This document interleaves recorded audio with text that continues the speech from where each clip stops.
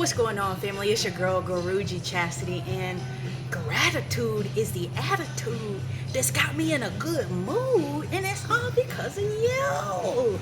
Let me tell you why, cousin. So, last week, I posted a video after not posting for 8+ months. And so, I was really thinking that, like, yeah, no cap, nobody's gonna watch this video, nobody's gonna see this video. It's cool though, because I gotta figure it out. And I was shocked to find out that, like, the day I posted it, it already had 10 plus views. And I'm like, in my mind, like, for instance, if I was just out somewhere and wanted to share where I'm at in my journey and 10 people came up and was listening, I would be shook. I would feel truly connected. And so when it got past 10, when it got past 15, when it got past 20, I'm like, okay, maybe I was wrong. Maybe I was wrong. Because here I was thinking, it's embarrassing. I was full of shame. I was embarrassed because I have been a healer at least for the last 3 years and have been self-employed for the last 10. So how is it gonna look if that's what you've been up to, but then next time I see you, this what you look like? So I was just truly convinced that it just wouldn't work, and there was no point to it. And so I wanted to make this video to share, what I'm up to and the new challenge that I'm now up against and trying to be a healer without social media. So for me, the most uncomfortable part of being a human is dealing with the feeling of feeling unworthy. It's something that we all experience. It's not a thing that you heal once and you never feel it again. It is a constant illusion that we have to free ourselves from because we are in this human flesh. We're in this human suit. We're in this human experience. So for me, social media makes me feel really unworthy. And the reason is because my purpose in life is to teach you about self-love.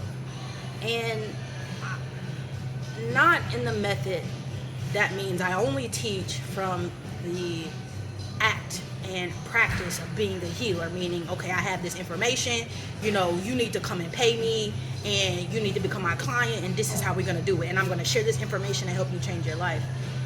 I've learned that who I am doesn't always look like that. Self-love for me and how I want to teach it comes across as being a living example. The way I love myself, the love that I have for myself causes me to move throughout the world. That's what I want to share. That's what I want to teach. But the truth of the matter is, self-love is not all love and light, like at all. The healing journey, spirituality is not all love and light. It's, for me, has been extremely hard and extremely lonely, right? And so the reason why social media became an issue for me was because, all right, bet. When I didn't know that that was my purpose in particular in life, I knew that I was being a healer, but I was just doing what I was taught to do. I was doing what I saw everybody else do. And so when I got on social media, I was only showing the best parts of myself. I was not showing what it actually meant to be wading through the waters of self-love, right? And because I didn't know that that's what I was experiencing, I just doubled down. It's like, oh no, I gotta watch more videos about what I'm doing wrong. I gotta check and go see what how this influencer is doing this, how this person is saying you gotta do this. Now I gotta go learn about how to make content. You gotta learn about making all of these different things instead of closing the gap between what my purpose was and is and the way I was portraying it on social media. What I realized was that, like, oh shit, I am creating content, but I'm not really creating a life, right? I was only showing the parts of my self-love journey that appealed to people so that I could get clients. But the truth of the matter is, I mean, that's what all healers are doing right now, but it's truly counterintuitive to view it that way, because we live in a society that created the concept of imposter syndrome for situations just like this, right?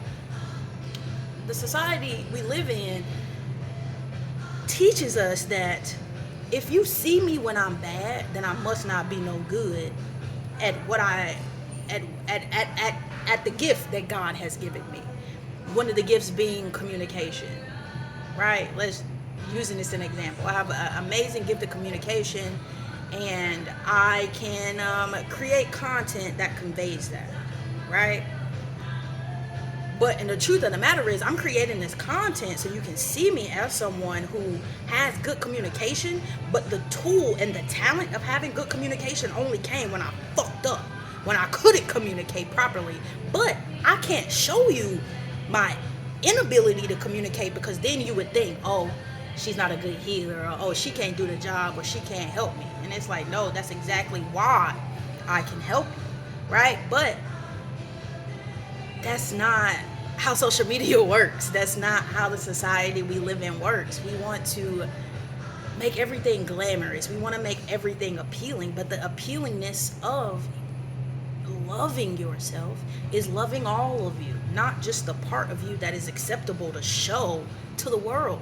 And so for me, that's essentially why I stopped creating content, was because my purpose in life, which is to teach other people about self-love, and the way that self-love was actually showing up in my life, were two different things. And in between those two different things, I was experiencing suffering. The only way I knew to get to this point of clarity was to say, hey, I just won't do anything, right? And in the midst of doing nothing, the two worlds that I created started to create pain points, and it started to show me, okay, well, you like creating content, but you like being authentic. What about creating content and being authentic? Can we merge together? And I have situations and experiences like this where I was totally convinced that I should be ashamed because I'm now working a regular traditional job, and therefore I don't have the wisdom, the power, the confidence, the intuition, the communication to be of use to you. And so here I am, totally shocked that I'm having a good time. Like, legit. The video that I made last week, when I tell y'all, I was so geeked. I was so geeked. The audio trash on that motherfucker. Like, different things were not hitting it, but I was in there motherfucker hitting the angles. Like, just really playing, having a good time, because I'm creating content, but I'm doing it in an authentic way. Before, it wasn't like that. So I owe you the utmost gratitude for just showing up, being here, and seeing me, because it's creating the space for me to show up and be authentic, for me to actually impact the world in a way that makes sense for me, and not in a way that I've seen somebody else do and feel like, okay, well, that's what I should be doing. You know what I'm saying? So that's really the new challenge on the horizon, family. How can I enact my purpose, which is to teach the world about self-love without social media? Because I can't do it. I can't do it. Instagram, Facebook, all of that. The only social media I enjoy is TikTok, because TikTok shows both aspects, I feel like, of healing. It's not just there to sell something to somebody, to get into the psychology of the dopamine in people. It seems like TikTok is there for all aspects of us, the parts of us that are dark, quirky, ugly, weird, whatever. But all of them other social media platforms, it's like they only want the good part of you, and if you ain't bringing that, they gonna make fun of you. They not liking your content, or they not pulling up on you. So you coming here and showing me that I am valuable, that I am worthy, that I have something to say, even though I'm not on social media, means the world to me, right? And this is what I'm going to continue to build. How can I impact the world and teach the world about self-love without being on social media? It can be done. It will be done. We are going to defy gravity in this instance.